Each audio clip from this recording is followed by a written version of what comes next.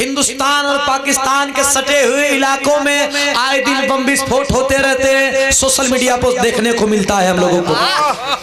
वो मेला में भीड़ देख करके आतंकवादियों का जत्था आता है। जब पूछला मर्दा कि हमारे बेटा बेटी कैसन बाड़न, तब फौजी का मेहरारू वीडियो कॉलिंग मोबाइल पर अपने बेटा के तरफ वो वीडियो का धलस, मोबाइल का धलस। तब अरे कि सुघरा सुरतिया, अरे सुघरा सुरतिया देखवली दुलही हो छूटी लेके जाओ घरवा को, लवली दुलही हो छूटी।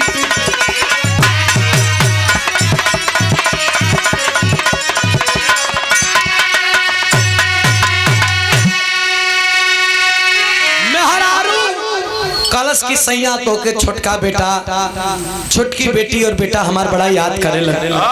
आ जाता 3 दिन का छुट्टी मिला है उस फौजी सैया को। फौजी जवान बिरजू जब गांव पे आता है, 3 दिन का छुट्टी मिलल बा, रात का बना खा के जब एक बिस्तर पर भइला हन, मेहरारू धीरे धीरे धीरे धीरे अपने मर्द का गोड़ दबावत बा। जब गोड़ दबावत बा त आंख के आंसू टपके ओकरे गोड़ पर गिर गई। मर्द उठ के बैठ गई, पगला गेलू का 3 दिन खातिर छुट्टी आइल बनी और रोई के मैं रतिया बिता देबू का। कलश के आपके हमार कोनो चिंता ना रहेला। मेहरारू को बात सुन के मर्द लगल गए कि तुम्हार चिंता ना रहेला, है बेटा बेटी के चिंता ना रहेला, कुल पैसा हम भेजिला, बेटा बेटी का स्कूल फीस हम भेजिला, तोहार सिंगार पटार का फीस हम भेजिला, पगलाई रहलू का कहताड़ू। मेहरारू कलश इतना भैया लोग वाली 5 साल गवना करा के लिए रहला, इक्को औलाद हमार ना रहला। गांव को बात छोड़ा तो हर माई तो हर बहन हमके ताना मारत रही कि बांझी नहीं एकरा कुछ होई नहीं। दुनिया में एगो ताना बड़ा बेकार है। आदमी कहलन कि बांझ का चेहरा देखला पर दिन बेकार होला।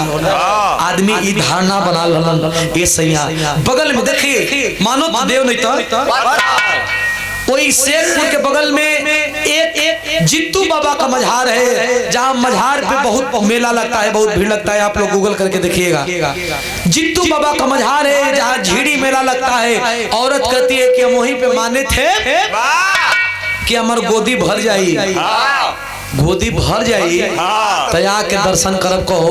15 बरिस का बड़का लड़का हो गई, 10 बरिस का छोटका लड़का हो गई, 5-6 बरिस का लड़की हो गई, कहिया दर्शन करेगा बुढ़ा जी बताओ। इतना पंच परमेश्वर बानी, पंच परमेश्वर बानी।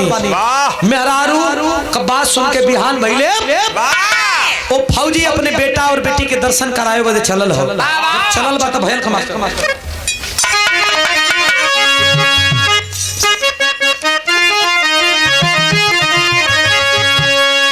अरे विधि का विधानी आगे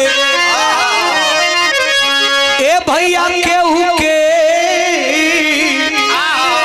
न पता चले होके रही हुए जमन लिखल किस्मतिया। सपना सजा के बिरजू ए पंचो पूरा परिवार संगे अरे झीड़ी मेला घूमे चलल सवेरे का बखतिया।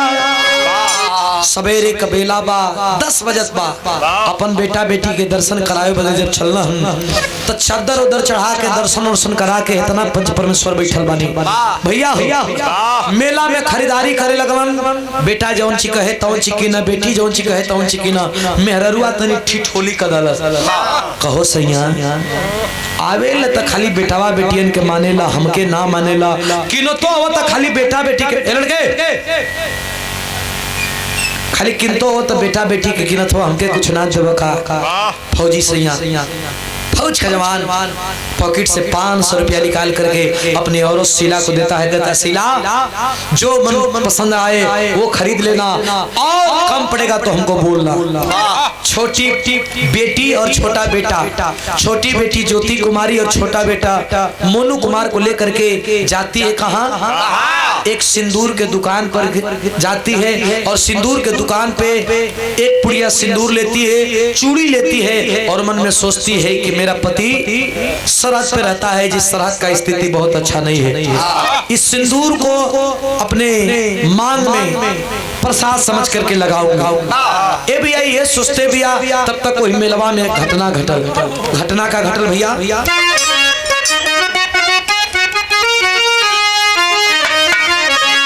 अरे तबले भारी भी सब फोटी भाई ले,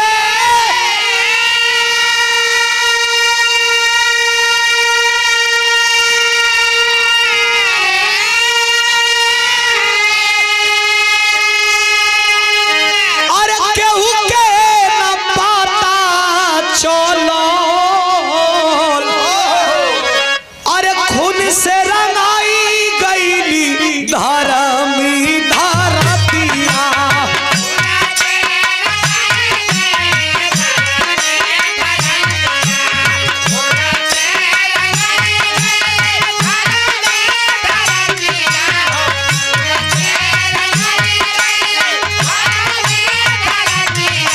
अरे खून से धरमी,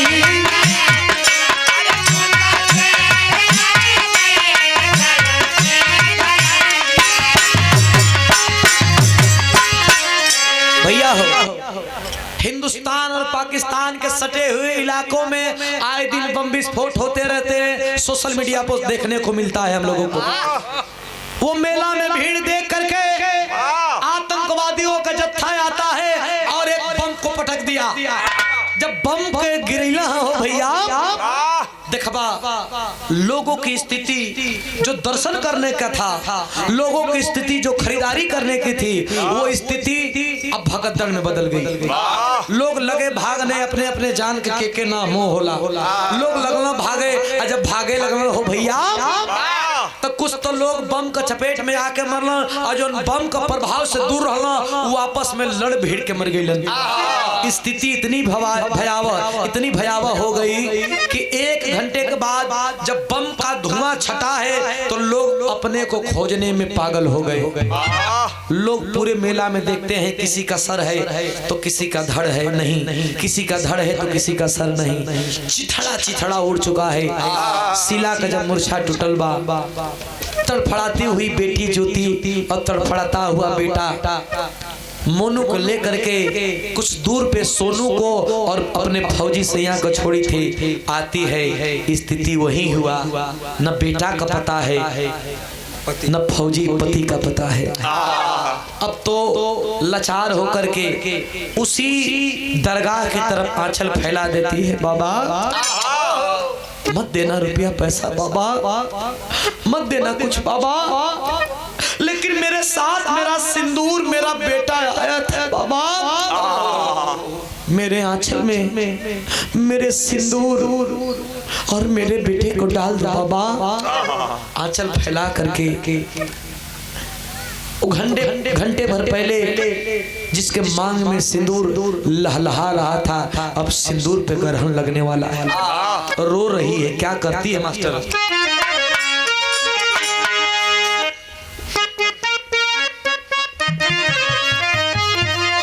पूरे मेला में कोलाहल बा, केहू नहीं खेले, लेकिन आंचल फैला के बाबा से बतियावत बा। बतिया के एगो बात कहे का, मेलावा में से नूरावा,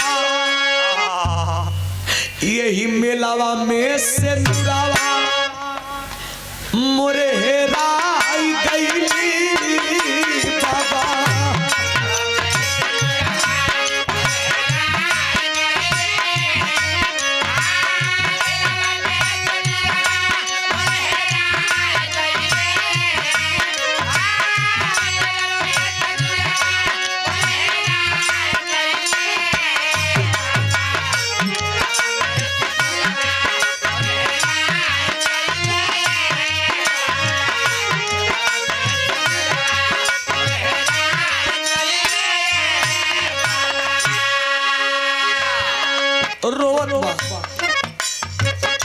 रोवेली सीधा फाटे दुखवा से छतिया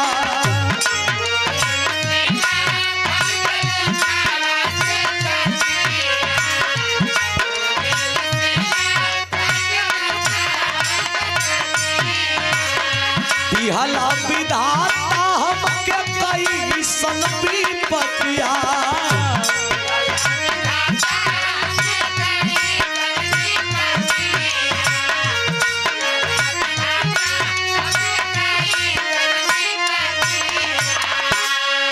अरे सुख के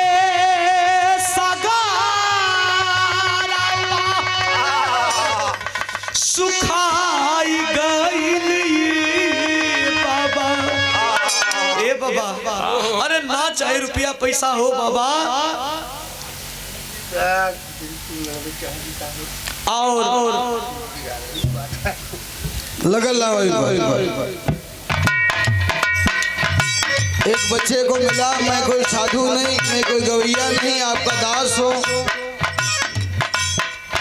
दीवाना पतले स्वर में मेहनती बेटा है।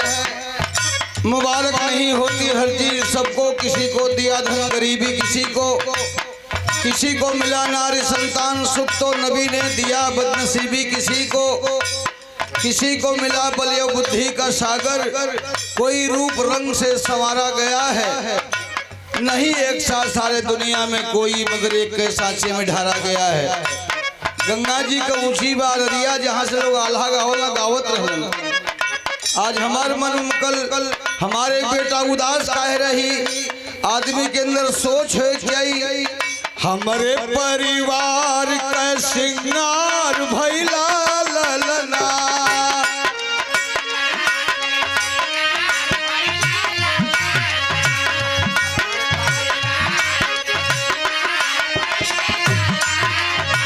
हमारे परिवार का सिंगार भैला ललना, सिंगार भैला